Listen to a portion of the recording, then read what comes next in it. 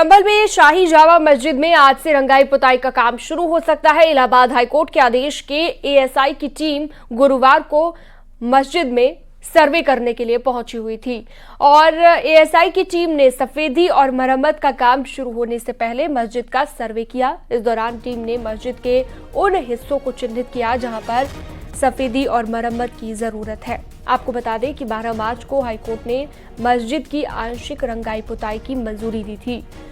रंगाई पुताई को लेकर संभल की मस्जिद कमेटी ने इलाहाबाद हाईकोर्ट में अर्जी दाखिल की थी, जिस पर जस्टिस रोहित रंजन अग्रवाल की सिंगल बेंच ने 1 सप्ताह के भीतर सफेदी का काम पूरा करने का निर्देश दिया है।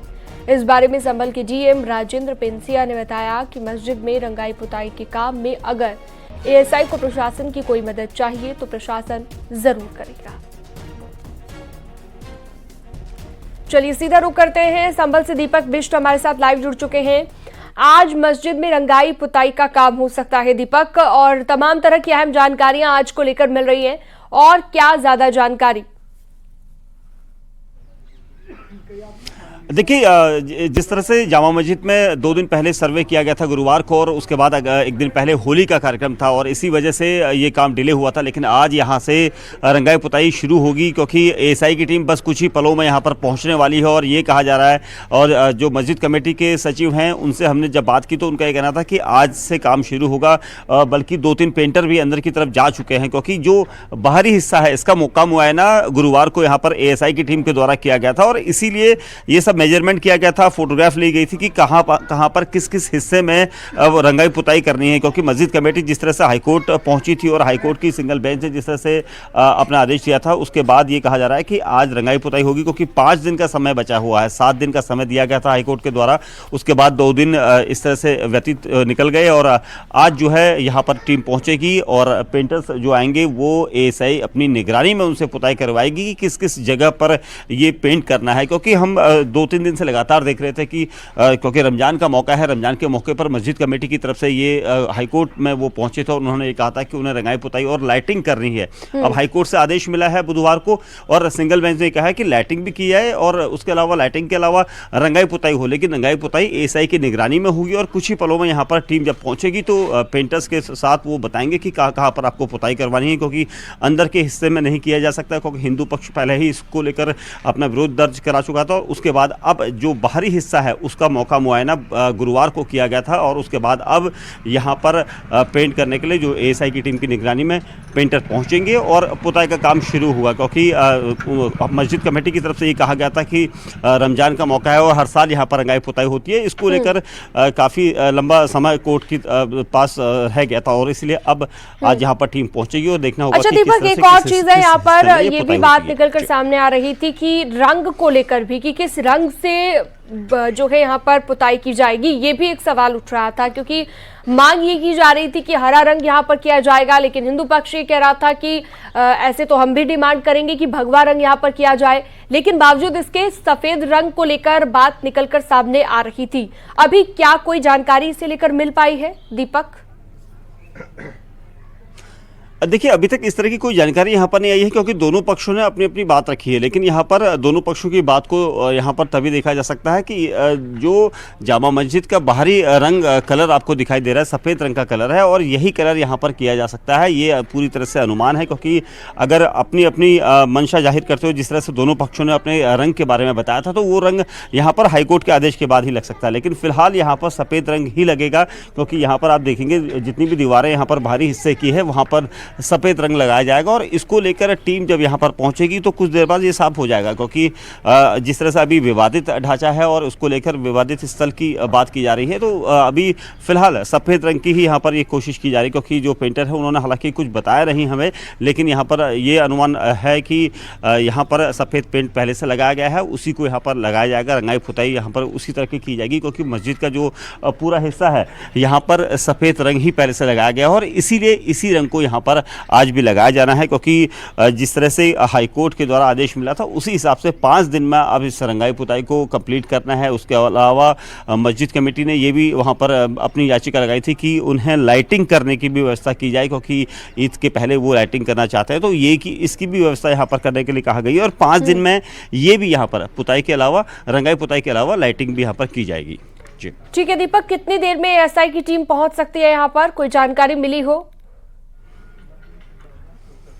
देखिए, अभी हमने मस्जिद कमेटी के सचिव फारूकी से बात की थी, तो उनका ये कहना था कि बस कुछ ही पलों में यहाँ पर एएसआई की टीम यहाँ पर पहुँचेगी, क्योंकि परसों गुरुवार को जिस तरह से उन्होंने फोटोग्राफ्स लिए थे और मस्जिद कमेटी के बाहरी हिस्से में जहाँ जहाँ पर मेजरमेंट उन्होंने किया था उसके फोटोग्राफ लिए थे, और कहाँ कहाँ पर ज़रूरत है उसी को यहाँ पर आज यहाँ पर उसी की रंगाई पुताई की जाएगी। और इसीलिए जो टीमें यहाँ पर पहुँचेंगी बस कुछ ही पलों में यहाँ पर पहुँचेंगी या मिनटों में पहुँचेंगी, तो उसके बाद यहाँ रंगाई पुताई का काम शुरू होगा। लेकिन एएसआई को निगरानी करनी है, मजदूर जो मस्जिद कमेटी है उनकी तरफ से उपलब्ध कराए जाएंगे, और इसीलिए ये सारी व्यवस्थाएं यहाँ पर कुछ देर बाद देखने को मिल जाएगी। लेकिन सबसे अहम चीज़ यही है कि रंगाई पुताई को लेकर 5 दिन में अब ये सब करना है, और इसको लेकर 2 दिन पहले हमने गुरुवार को देखा था कि एएसआई की टीम आई थी, उन्होंने मेजरमेंट किया था, फोटोग्राफ्स लिए थे और किस किस हिस्से में नापतोल करके उन्होंने बताया था कि यहाँ पर रंगाई पुताई की ज़रूरत है, इससे आगे वो नहीं कर सकते।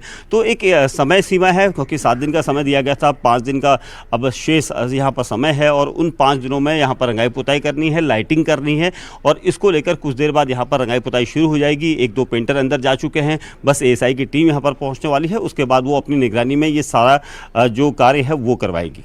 ठीक है, बहुत शुक्रिया विस्तार से जानकारी देने के लिए आपका दीपक। आप लगातार नजर बनाए रखिएगा, आपसे जानकारी लेते रहेंगे। बढ़ते हैं आगे। संभल की शाही जामा मस्जिद हरिमंदिर विवाद के बीच रंगाई पुताई पर एक और विवाद शुरू हो गया है। हरिमंदिर के वादी पक्ष ने जामा मस्जिद पर हरे रंग के पेंट का विरोध जताया है। उन्होंने सफेद रंग से पेंट करने की मांग की है। दरअसल मस्जिद पक्ष की मांग पर हाईकोर्ट ने एएसआई की देखरेख में जामा मस्जिद की बाहरी दीवारों पर पुताई कराने का आदेश जारी किया है।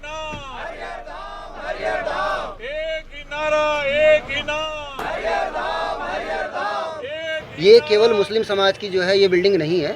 हमारी मांग ये है सरकार से, माननीय न्यायालय से और यहाँ के प्रशासन से कि यहाँ पर जो रंगाई पुताई हो वो ना तो हिंदू के हिसाब से होनी चाहिए, अगर मुस्लिमों के हिसाब से होती है तो हिंदुओं के हिसाब से भी होनी चाहिए। अगर वो हरा रंग पोतने का प्रयास करेंगे तो हमारी मांग ये रहेगी कि उसमें भगवा पुताई हो, अन्यथा भगवा पुताई नहीं हो रही है तो उसमें हरे रंग की भी पुताई नहीं होनी चाहिए। हमारी मांग ये रहेगी माननीय न्यायालय के माध्यम से या उत्तर प्रदेश सरकार से हमारी मांग ये रहेगी कि उस पर जो है सफ़ेद कलर किया जाए, ना ही वो हिंदू का कलर होगा ना ही वह मुस्लिम का कलर होगा। बीजेपी आईटी सेल के हेड अमित मालवीय ने संभल में शांतिपूर्वक तरीके से होली मनाए जाने पर लिखा है कि दशकों के बाद संभल में होली मनाई गई। होली ये दिखाती है कि बीजेपी ही हिंदू हितों की संरक्षक है। याद रहे कि संभल में हिंदू मंदिर और त्योहार मुगल या अंग्रेजी शासन के दौरान नहीं बल्कि आजादी के बाद कांग्रेस, एसपी और बीएसपी के शासनकाल में लुप्त हुए।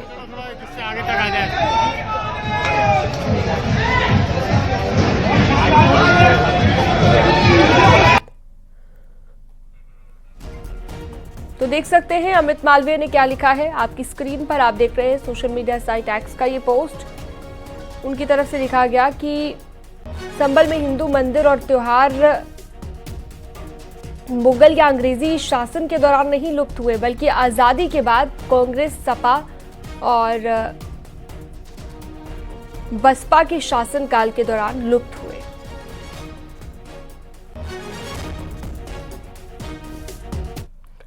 एआईएमआईएम चीफ असदुद्दीन ओवैसी ने सरकार पर मुस्लिम तुष्टीकरण का आरोप लगाया है। घर पर नमाज पढ़ने के बयान पर तंज कसते हुए ओवैसी ने कहा कि जो डरपोक थे वो पाकिस्तान चले गए, हम डरने वाले लोग नहीं हैं।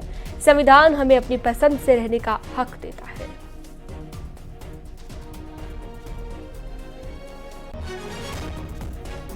घर में बैठ जाओ, नमाज एक चीफ मिनिस्टर बोल रहे नहीं जुम्मे की नमाज घर में भी पढ़ सकते। आप कब से फजीलतुल शेख बन गए? आप कब से अल्लामा बन गए? ये समझ में नहीं आया। अब दीन मैं इनसे सीखूं? नहीं, जुम्मे की नमाज घर में पढ़ ले सकते। अच्छा, और क्या क्या कर सकते घर में? बोलो प्यारे, घर में पढ़ लो। अरे मस्जिद है, फ्रीडम ऑफ रिलीजन है, मस्जिद है, सुबह क़यामत तक मस्जिद रहेगी। जब सूर फूका जाएगा तो सूर फूकने के वक्त अल्लाह इन मस्जिदों को उठाकर, इस मस्जिद चौक को, मक्का मस्जिद को उठाकर, दुनिया की मसाजिद को उठाकर जन्नत में रख देगा। जब तक सूर नहीं फूका जाएगा प्यारे, हम मस्जिद को जाएंगे और मस्जिद को आबाद करते रहेंगे।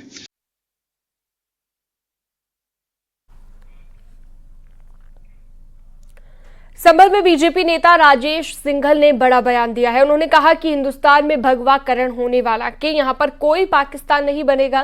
संभल में हिंदू एकजुट हैं और सभी मिलकर होली मना रहे हैं। उन्होंने सीएम योगी की तारीफ भी की। होली इस बार संभल के अंदर और संभल में नहीं पूरे उत्तर प्रदेश में जिस प्रकार हमारे योगी ने संदेश दिया भगवा होली भगवाकरण है चारों तरफ, और आने वाले समय भी भगवाकरण का ही होगा। यहाँ पर हिंदुस्तान है, हिंदुस्तान रहेगा। यहाँ पर कोई ना पाकिस्तान बनने वाला है ना कोई पाकिस्तानीकरण होने वाला है। आने वाले समय में यहाँ पर पूरे देश के अंदर भगवाकरण होने वाला है।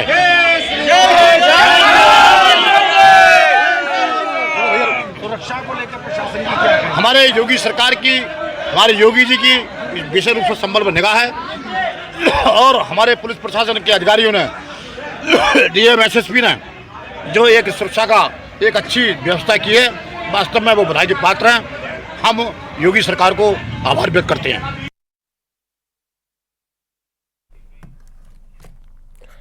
दिल्ली एनसीआर के साथ पश्चिमी यूपी के कई जिलों में मौसम का मिजाज बदल गया है। अलीगढ़, मेरठ, बागपत और मथुरा में बारिश हुई है। वहीं शाम को दिल्ली, नोएडा, गाजियाबाद समेत उत्तर भारत के कई हिस्सों में बारिश ने दस्तक दी। मौसम विभाग ने साउथ दिल्ली के लिए ओले का अलर्ट जारी किया है। मौसम विभाग के अनुसार कल और बादल छाए रहने की संभावना है। वहीं तेज हवाओं के साथ मौसम सर्द है।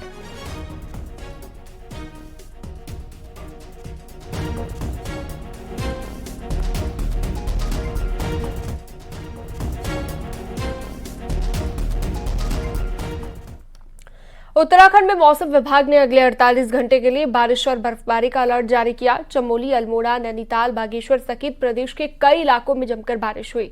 इसके साथ ही बद्रीनाथ धाम, हेमकुंड साहिब, फूलों की घाटी और नीति मलारी घाटी में भी जमकर बर्फबारी हो रही है। पहाड़ में हुई बारिश और बर्फबारी ने एक बार फिर से ठंड को बढ़ा दिया है।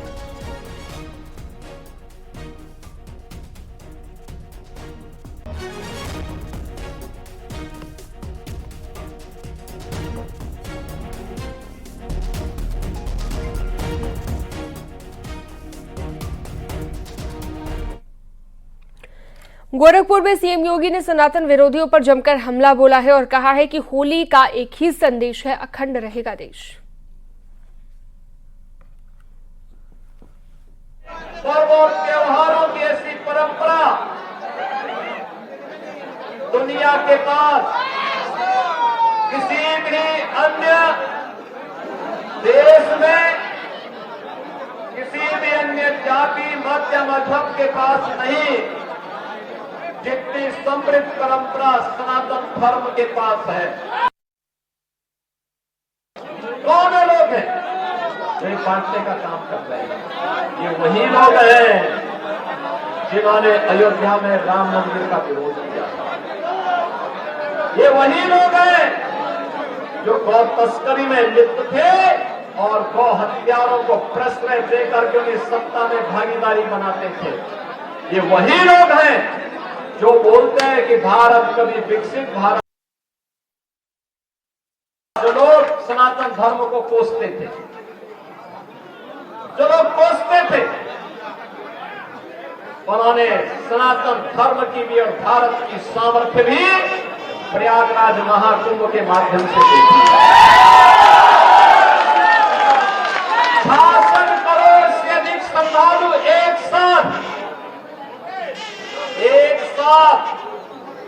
एक घाट पर आकर के, त्रिवेणी के महासंगम में आकर के महास्नान का पुण्य का भागीदार बना है। सीएम योगी ने गोरखपुर में आयोजित होली मिलन समारोह में शिरकत की और इस दौरान सीएम योगी ने कहा, कुंभ और होली दोनों ही एक संदेश देते हैं। हमारी परंपरा एकता की परंपरा है।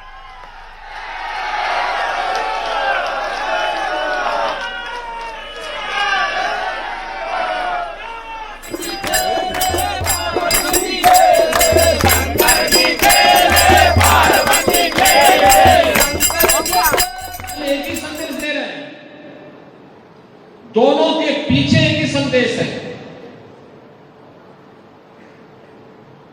कि हम कोई भी हमारे में बंटवारा नहीं है। जो हमें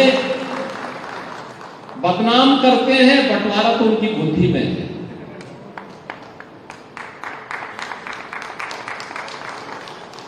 जो हमें बदनाम करते हैं, दूषित उनकी बुद्धि है, हमारी परंपरा नहीं। हमारी परंपरा तो हमें एक साथ, एक समरस होकर के, एक संगम में, महास्नान में भागीदार भी बनाती है, और होली में एक साथ रंगों के साथ खेलते हुए, झूमते हुए। आपने देखा होगा कहीं राधा कृष्ण का, कहीं राम जानकी का, कहीं पर भगवान शिव का, मसाने की होली का, पूरा आनंद के साथ झूमते हुए श्रद्धालु इस आयोजन को समरस करते हुए आगे बढ़ रहे हैं। ये दुनिया के अंदर कहां होगा? कहीं भी इस प्रकार के आयोजन नहीं होते हैं। मेरठ में 15 देशों से आए कृषि वैज्ञानिकों का जमावड़ा लगा। किसानों की आय बढ़ाने को लेकर मंथन हुआ। वैश्विक जलवायु परिवर्तन के प्रभावों पर भी चर्चा हुई। समेकित कृषि प्रणाली पर इतने बड़े स्तर पर आयोजित होने वाला ये पहला अंतर्राष्ट्रीय सम्मेलन था।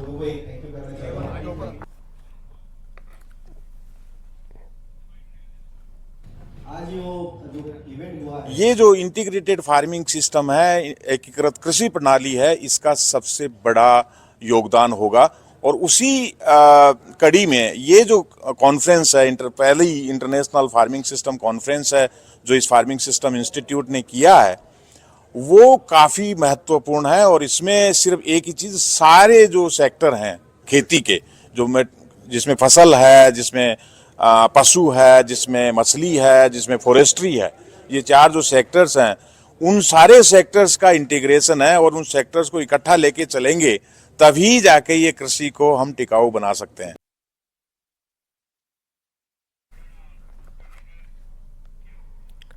अलीगढ़ के तेलीपाड़ा इलाके में दिल को दहला देने वाली वारदात सामने आई। कुछ बदमाशों ने 25 साल के युवक हारिस उर्फ कट्टा को गोलियों से बेरहमी से मौत के घाट उतार दिया। बाइक सवार हमलावरों ने 6 से ज्यादा ताबड़तोड़ गोलियां बरसाई, जिससे हारिस की मौके पर मौत हो गई। गोलीबारी के बाद पूरे इलाके में दहशत फैल गई। घटना की सूचना मिलते ही पुलिस मौके पर पहुंची, जांच की बात कही गई।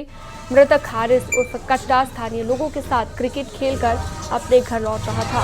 उसके अन्य साथी भी अपने अपने घर चले गए थे। तभी घात लगाकर बैठे बाइक सवार बदमाशों ने उस पर ताबड़तोड़ गोलियां बरसाना शुरू कर दिया।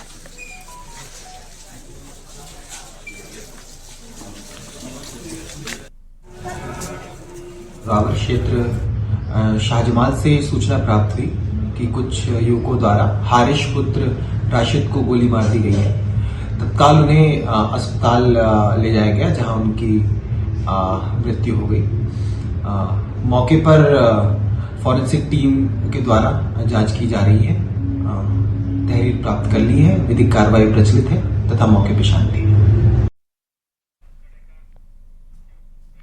और वक्त एक छोटे से ब्रेक का है, फौरन लौटते हैं।